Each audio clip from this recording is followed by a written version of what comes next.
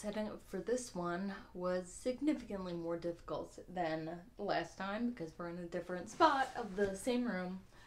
Trying to figure this out still. Bear with me. Um, Today we're going to talk about something that I've wanted to for a very long time. It's kind of like an explanation into like my existence, but I never really knew how or like when the time was appropriate or anything. And you'll understand this soon, but my cousin died yesterday from when I'm filming this, and one of my friends died today. Both unexpected, to my knowledge anyway. And I just wanted to talk about how that has to do with why I'm so avoidant with my relationships and speaking with others and stuff. So, to backtrack, my sister died. February was 5 years ago. And around the time that it was like getting close to her passing away, because she was getting sicker, she was getting pneumonia constantly and stuff. Around that time, I had a lot of people reaching out and saying like kind things to me, like, sorry, I'm so nervous about all this. Ugh. People reaching out and asking how I was doing, and there were a handful of people who were saying like, it's gonna be okay, like, we're here for you, blah blah blah. And then I have one specific text message from someone I love dearly, so it has nothing to do with like this specific person. But I have a text thread from someone. I'll see if I could find it. It was saying one of those things, and then a few days later, it was, Kristen, I'm so sorry, because she found out about my sister passing away. I was in my last year of college. I was about to graduate college. I was like very involved in school. I had like a lot of friends, like pretty mentally healthy for a mentally unhealthy person. Like I was externally in a good place to combat what was going on here. So it happened, I don't know, kind of slowly. So basically what started happening is I knew that I had all these messages. So I would have these messages like Facebook, Instagram stuff, and they'd all be saying, I'm so sorry, I'm here for you, blah, blah, blah.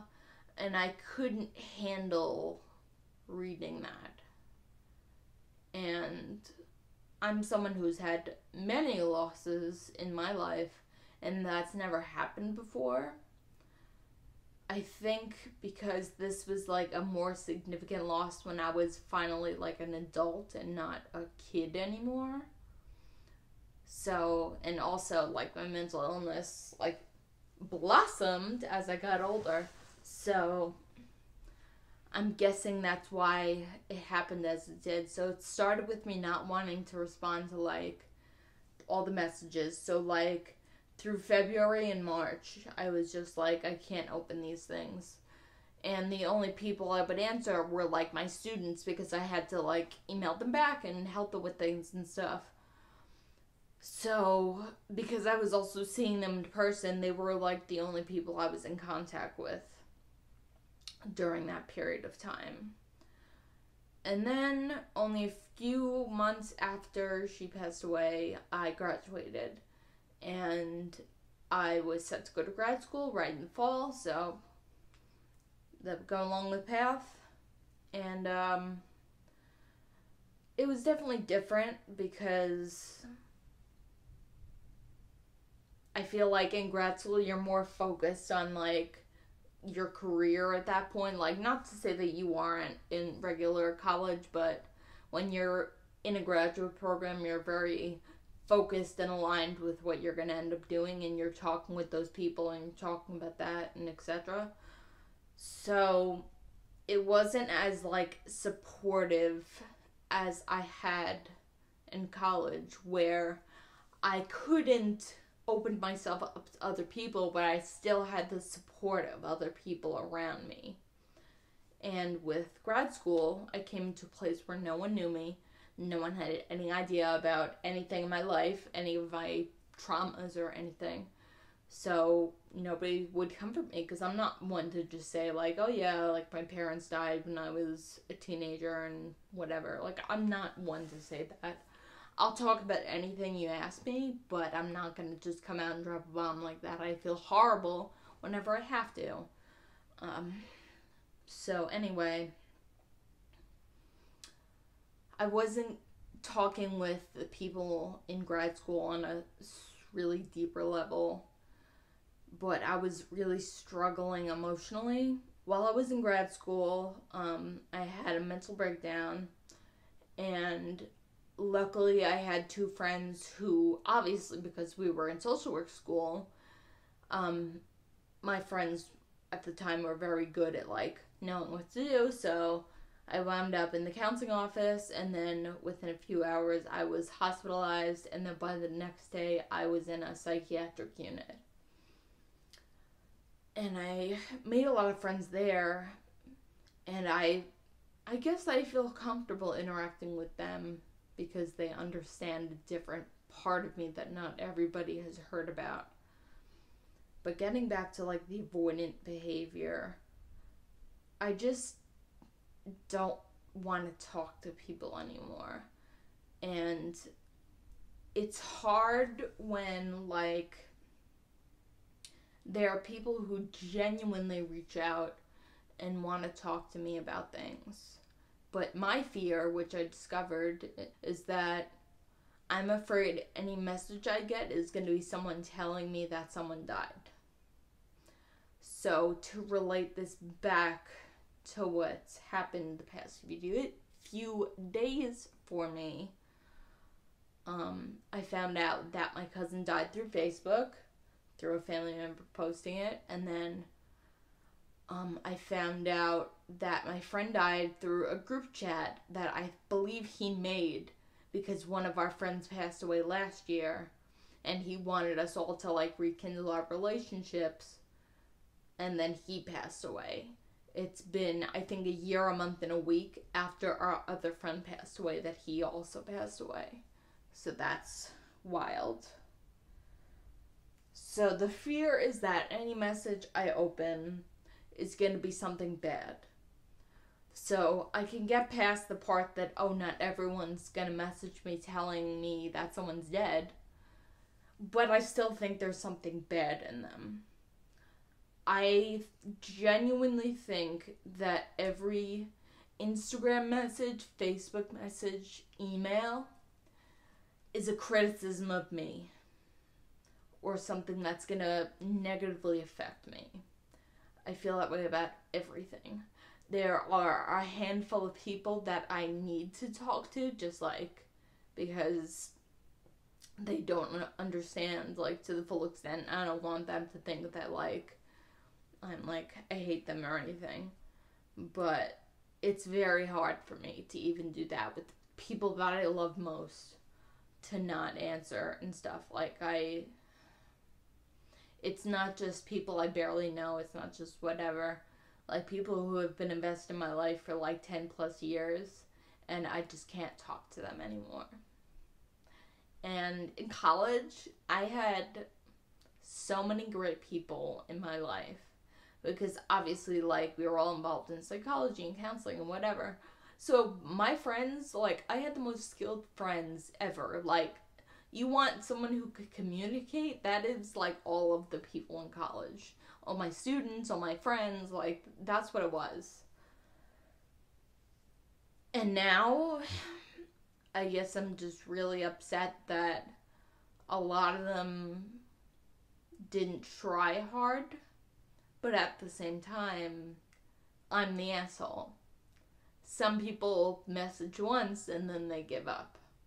Other people keep messaging me. And it makes me nervous seeing, oh, it went from 8 messages to 9 messages. But, it's still, in a way, while that makes me anxious, it still helps knowing that they're there still. Because like I said in the last video, knowing some people haven't followed me and stuff, it's like, wow, they really just gave up on my mental health. Because there were people who used to message me, I love you, it's going to be okay, I'm here for you whenever you want to talk. and some of those people unfollowed me, or Facebook deleted me, or whatever. So that's kind of where I'm at. So long story short, I'm afraid of interacting with people because I have a very irrational fear that someone is dying, or I'm getting bad news, or they want to criticize me somehow.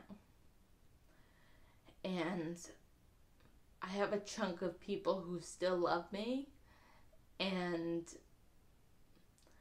I just have so much anxiety about opening a message and responding that I can't let them know. And that really sucks. Because I would love to just say, like, I love you. Thank you so much for continuing to message. What, I've been out of college for 5 years. Yeah. It's going to be 5 years. And there are still some people who message, and people from other areas of my life, like childhood and stuff, that still message and still check in. I really hope that the few of them don't stop. Because I'm hoping one day that I'll find a medication or therapy or something that can help me get out of this, so I could go back to appreciating all of those people. Again, not the whole world, because some people gave up very quickly, but I still do have a handful who are invested in me after many years. After so much crap.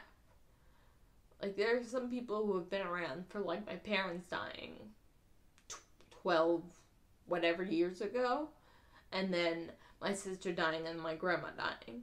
So, like, people who have dealt with all that baggage for me, like, props to you, because that's not a common scenario for a lot of people. But yeah, now things like these deaths are hitting me really hard. So, like, I wasn't ridiculously close with either person that passed away, but I'm still very saddened because my anxiety kept me from talking more with them, whether that be on Facebook, calling them on the phone, whatever. It just kept me from being the best friend that I could be, and the best friend that I was for so many years. Like, the thing is, and why I went into the field that I did, or tried to go into the field that I did, is because I was always the helper, the psychologist. Before I even knew what that meant, I was like the internet therapist. And I had so many friends who would like call me that and say, oh, go talk to Kristen if you're upset, and I would like mediate and whatever. And I just got so burned out that I could never carry that on into the real world, because by the time I was ready to go into the real world, my mental health didn't make it with me, I guess. So that's about it. I really hope it's not a downer. I hope that some of you can relate. Let me know if you have any feelings like this, or tell me something that you get anxious about, so we could all support each other. I'm going to try my best to go in the comments. I know the last video I got a few comments from, longtime viewers who stuck around and are still watching, so thank you. I'm hoping to actually be brave enough to respond to comments. But that's also something I'm terribly afraid of, because, see, when I was like a consistent YouTuber or whatever, I would read the comments. Oh, you have a big nose, a loud New York voice, you have this, you have that, whatever. So I'm afraid that some of the comments are going to read mean things. But luckily, all the ones that I've read so far, and the other ones were fine. That's just the issue I have. Like, I can trust myself with certain things, like, and just see, and then if it's bad, then you won't check comments again. But I don't know. I've been talking too long. Thank you for watching, and I'll see you soon. Thanks for listening.